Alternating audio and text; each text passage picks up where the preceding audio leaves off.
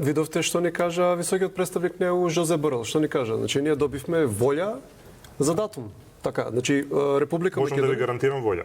Така. Супер, значи може да ни гарантира тапшање по рамо, дечки добри сте, да ни штипкат по брвчињата колку сме по тие нели кулари тамо во Брисел и толку. Значи нашата држава што направи апсолутно најголемата жртва, најголемата политичка жртва и тоа не за влез во ЕУ, за почнување преговори испаѓа, значи сега ние ни тоа не можеме да го избоксуваме и само вака ни доаѓаат некои како Добро, кој е виновен за тоа? Зашто не почнавме уште преговори?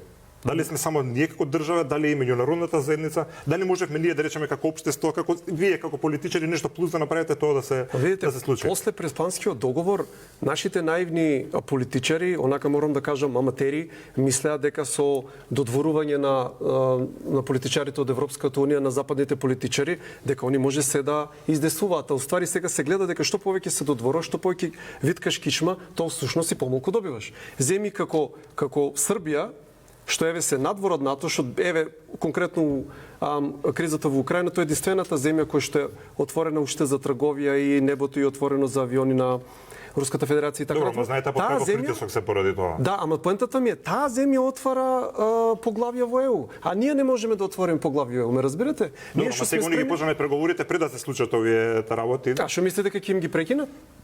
Па не ли, може да траат многу долго време. Па небитно, ама они битно отвараат.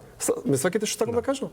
Значи луѓе кои што имаат тврд став, кои што се ги штитат кои што се ги штитат националните интереси, тие добиваат. Ние ја отворивме Пандорината кутија со Преспанскиот договор, го направивме нели договорот со Бугарија, сега Османи излегува и избори за нов договор. Значи чуму сме подпишувале еден договор, ако сега ни треба друг. Самите наши политичари ја возеа идејата дека требало да ни се промени уставот, да биле ставени бугарите. Сега тоа е услов од Петков, така? И како се вика тоа у политички жаргон на Запад, moving the goalpost. Значи на нас само ни го поместуваат голот и ние никако да стигнеме до фактички до целта. Значи не верувате дека нешто ќе се случи? Не, апсолутно не. И ако не прекинеме со оваа вазалска политика, ние губиње на државност.